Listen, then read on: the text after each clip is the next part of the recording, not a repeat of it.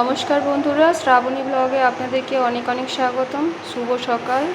আপনারা সবাই কেমন আছেন? আশা করি ভালো আছেন। আমি আজকে অনেকটাই ভালো আছি। আসলে ভীষণ গরম তো, সেজন্য একটু শরীরটা খারাপ করে গিয়েছিল। আজকে আমি খুব সামান্য একটা মেনু নিয়ে এসেছি, হালকা পালং শাকের চচ্চড়ি। তবে হ্যাঁ, পালং শাকের চচ্চড়িটা কিন্তু কোনো রকম বাটনা ছাড়া, নর্মাল, শুধু গুঁড়ো মশলা দিয়ে। চলুন দেখে নিন।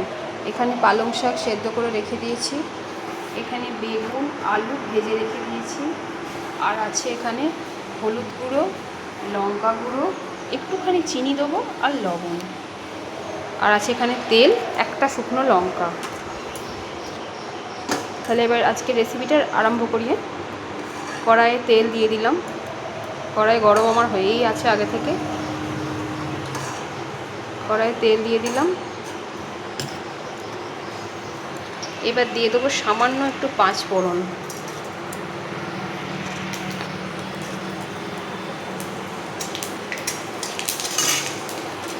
দিয়ে দেবো শুকনো লঙ্কাটা। শুকনো লঙ্কাটার আমি ফাটালাম না। এবার দিয়ে দেবো পালং শাকটা, সিদ্ধ করা পালং শাকটা।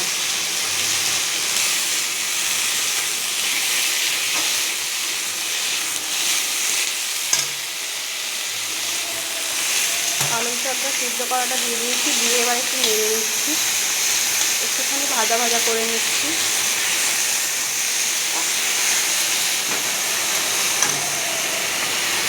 দিয়ে দেবো বেগুন আলু ভাজাটা।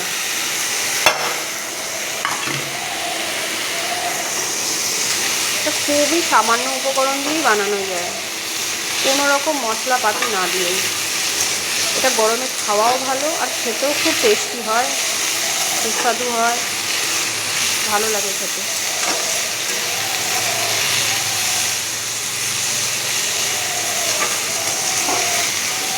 এত গরম যে কী বলবো বন্ধুরা, কবে যে একটু বৃষ্টি হবে জানি না।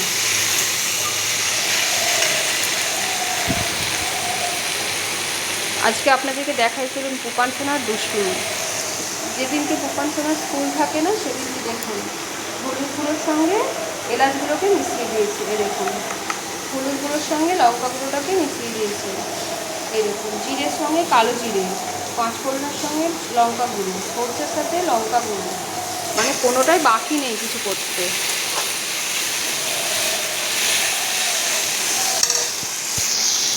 আসলে বাইরে খেলতে যাওয়ার মতন তো জায়গা নেই, ঘরের ভেতরেই থাকতে হয় সবসময়, ওই জন্য বাড়িতে একটু দুষ্টুমি করে। এবার একটু সামান্য জল দিয়ে দেবো।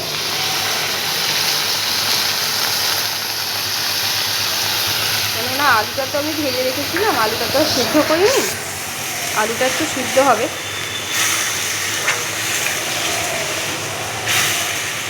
আলুটা কিন্তু খুব কম দেবেন, যদি পারেন আধখানা, মানে পরিমাণ মতো দেবেন। খুব বেশি আলু দিলে না এই তরকারিটা খেতে ভালো লাগে না। এবার দিয়ে দেবো পরিমাণ মতো হলুদ গুঁড়ো, এবার দিয়ে দেবো পরিমাণ মতো লঙ্কা গুঁড়ো।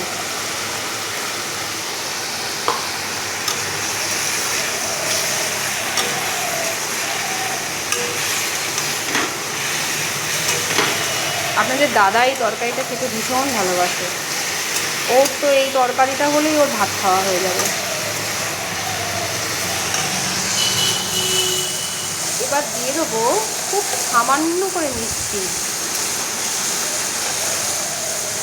একদম সামান্য মিষ্টি দিচ্ছি। দেখুন পালং শাক একটু না মিষ্টি দিলে না খেতে ভালো লাগে না।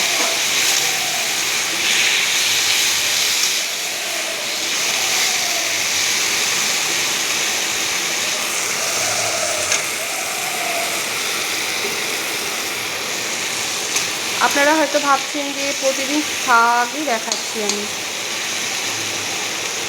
আসলে আমাদের রেগুলারই শাকটা বাড়িতে হয়, আর শাক দিয়েই তো অনেক রকম উপকরণ বানানো যায়, অনেক রকম রেসিপি বানানো যায় শাক দিয়ে।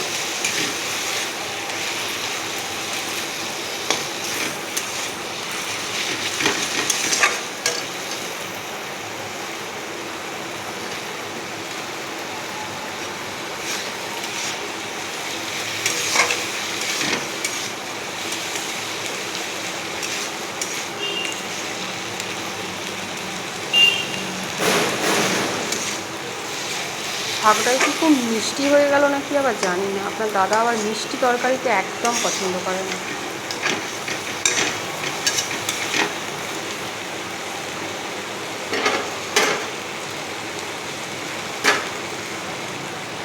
যদিও ও অফিসে খাবে।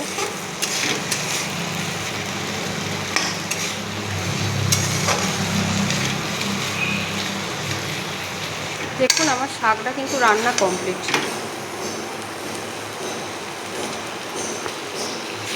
শাকটা কিন্তু আমার হয়ে গেছে, আমি এবার নামিয়ে নিলাম।